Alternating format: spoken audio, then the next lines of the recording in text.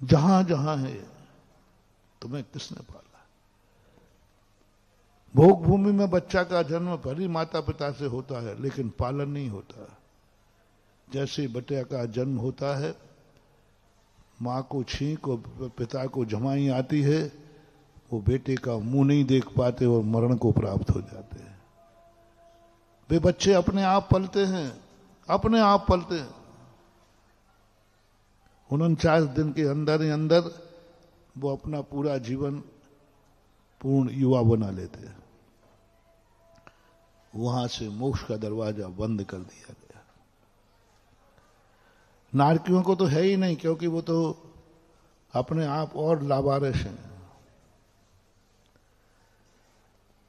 इसलिए सबसे पहले ये बताओ, तुम्हारी जिंदगी किसकी कस्टडी में शुरू हुई? तुम्हारा नायक कौन है? किसने तुम्हें जन्म दिया है? पहले उसका नाम बताओ। आप लोक व्यवहार में पूछ रहा हूं, शेयर करना। कहते ना, जिसका कोई बाप ही नहीं, वो बच्चा अच्छा माना जाता है कि बुरा? उसको लोग अच्छी दृष्टि से देखते कि बुरी दृष्टि से? बुरी दृष्टि से। पहली शर्त है, तुम्हारा जन्म किसने दिया है, उस मालिक का नाम बताओ, उस गार्जियन का नाम बताओ। तुम लावारिस हो, तुम्हारे बाप का ही पता नहीं है, वह जार पुत्र है, समाज में निंदा का पात्र कहलाता है। गणिका पुत्र पिता का नाम नहीं बता पाते, क्योंकि उनका पिता एक होता ही नहीं, व्यभिचारी होता है। उसकी मां व्यभिचारिणी होती है। वो कैसे बता दे कि मेरा एक पिता है? ऐसे पुत्रों को ना दीक्षा हो सकती है, ना वो धर्मात्मा बन सकता है, और ना ही मोक्ष होता है। इस 84 लाख योनियों में सबसे पहले ये पूछा जाएगा, जब तुम कहोगे कि मुझे मोक्ष जाना है, धर्म करना है, मुनि दीक्षा रहना है, पहले आप अपनी बल्दियत बताओ। तुम किसके निमंत्रण पर तुम्हारा जन्म हुआ है? क्या कोई तुम्हें चाह रहा था? क्या कोई तुम्हारा इंतजार कर रहा था? यदि नहीं बता पाए तो कुछ नहीं। नेता चाहिए, जिसको हम अपनी भाषा में बोलते हैं माता पिता। उसी को गार्जियन कह लो, उसी को नेता कह लो।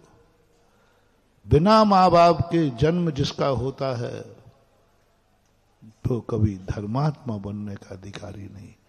पहले माता पिता चाहिए, संस्कार देना चाहिए, और वो देवताओं में होता नहीं।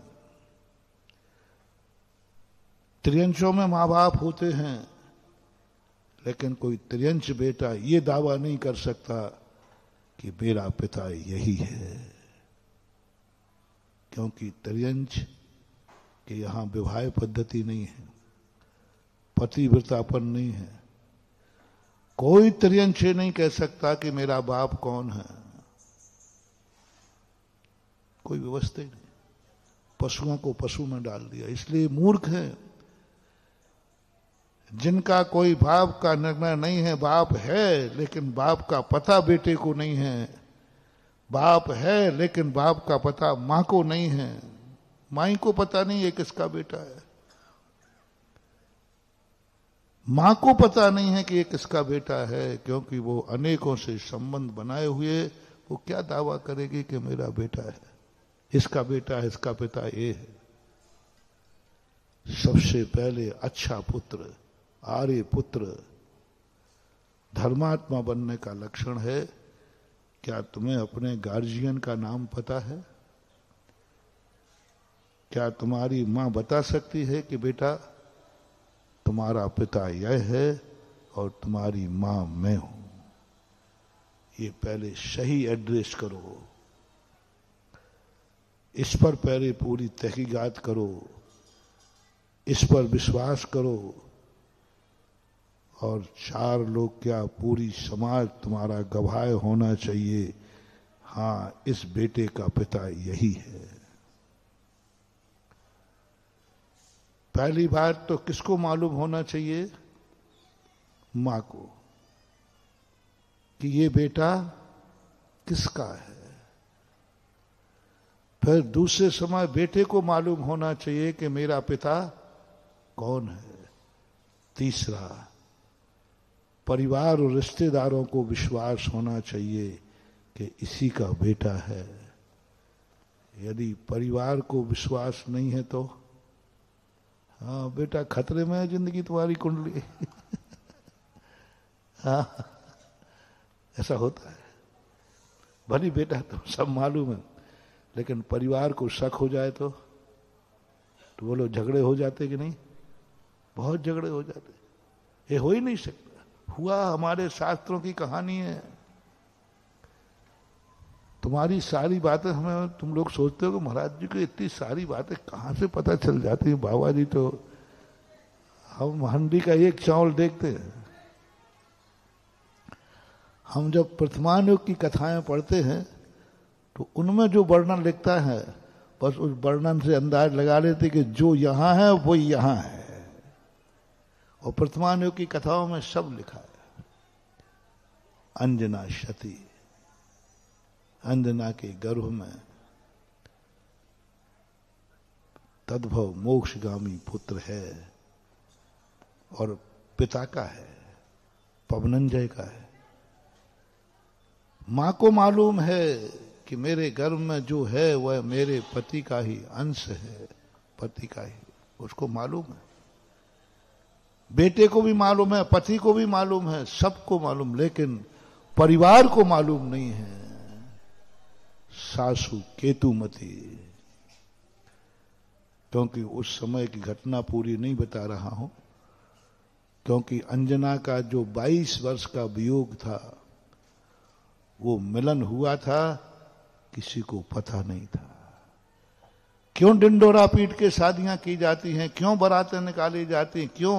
बस यही कारण है कि सारी दुनिया साक्षी रहे कि हम कोई ऐरा खैरा नहीं है, हमारी समाज गवाह है। उस गवाह के अभाव में कितना बड़ा अनर्थ हो गया। जैसे ही अंजना का पता चला सासू को,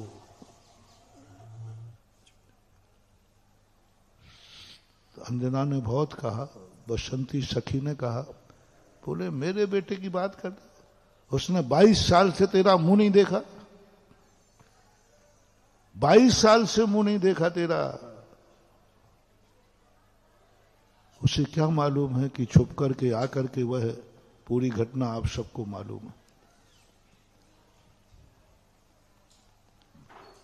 क्या उसकी दुर्दशा की है, रोंगटे खड़े। एक सती, परिवार को, सासू को, ससुर को मालूम नहीं होने से तद्भव मोक्षगामी जीव गर्भ में है और उसकी दादी लाते मार रही है, उल्टा कह रही है, गालियां दे रही है। क्या निंदनीय गाली हुई।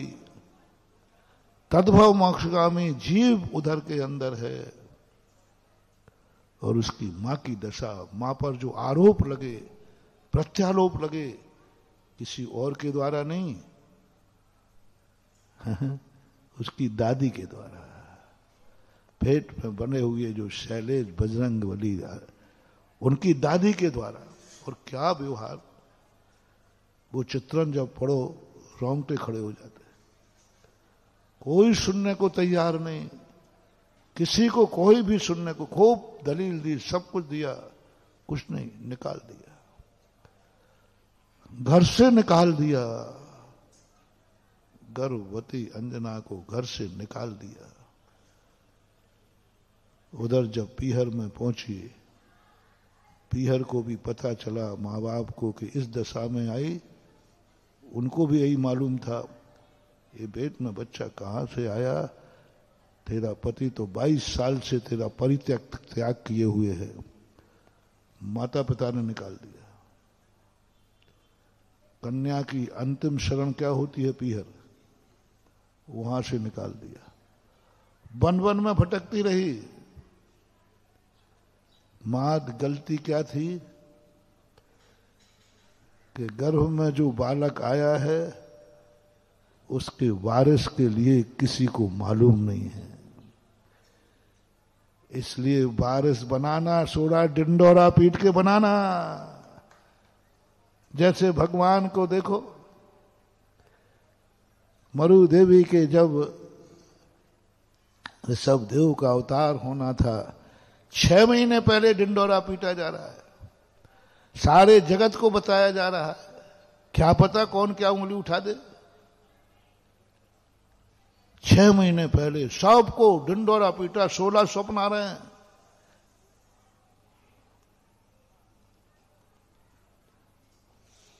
सामान्य व्यक्ति के ऊपर अपवाद आए तो ठीक, कल के दिन तीर्थंकर की मां पे अपवाद आ गया तो कबाड़ ही हो जाएगा।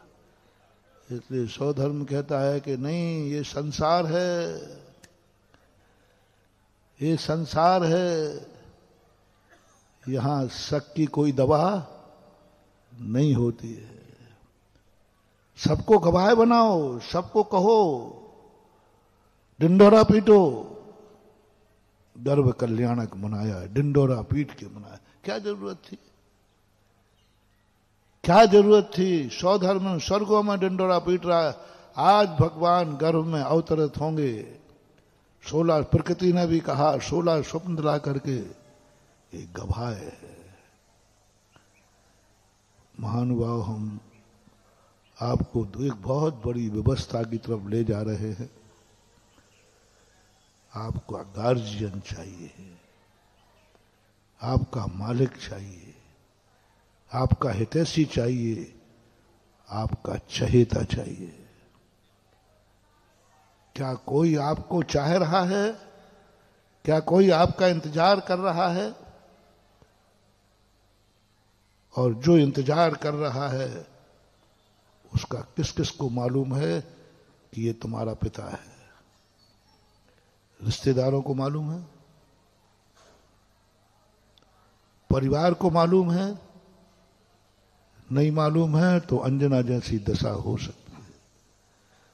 परिवार को भी मालूम है और जनता को मालूम नहीं है तो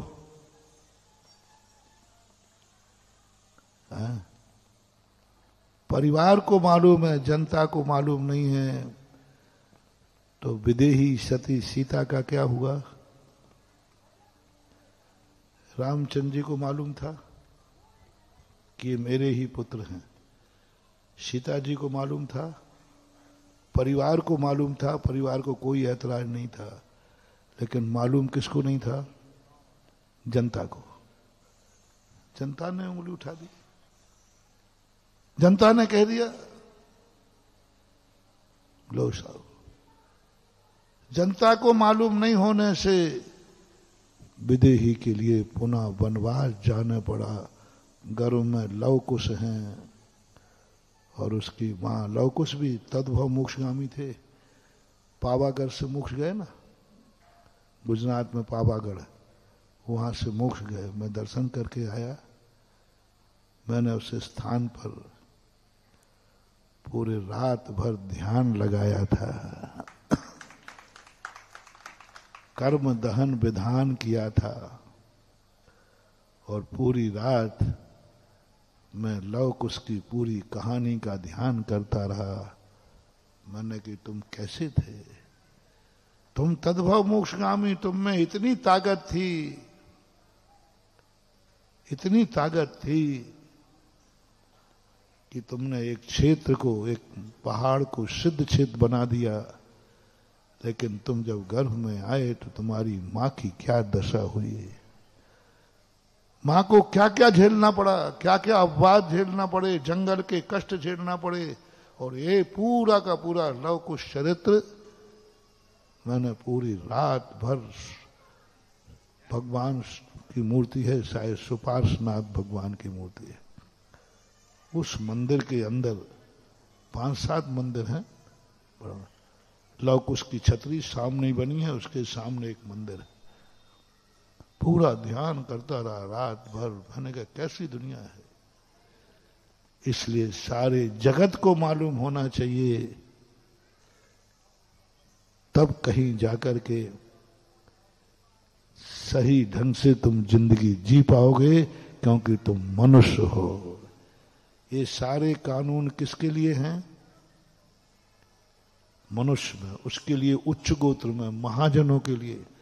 देवताओं में ये कानून नहीं है, नारकियों में ये कानून नहीं है, पशुओं में ये कानून नहीं है, मनुष्यों में भी कई लोग हों उनके कानून नहीं है, लेकिन ये कानून है उन कुलों के लिए जो कुल माननीय है, सम्माननीय है, इज्जत वाले हैं, आर्य पुत्र हैं, उनके लिए ये जरूरी है। तुम्हारा नेता कौन है? नगर को मालूम हो तुम्हारे माँ बाप कौन है, रिश्तेदारी को मालूम हो तुम्हारे बाप कौन है, तुम्हें खुद मालूम हो कि तुम्हारे माँ बाप कौन है, तुम्हारी माँ को भी मालूम हो कि तेरा पिता कौन है। इतना बड़ा फार्म भरता है व्यक्ति, तब वो जैनी कहलाता है और वो जिनेंद्र का भक्त कहलाने का अधिकारी है।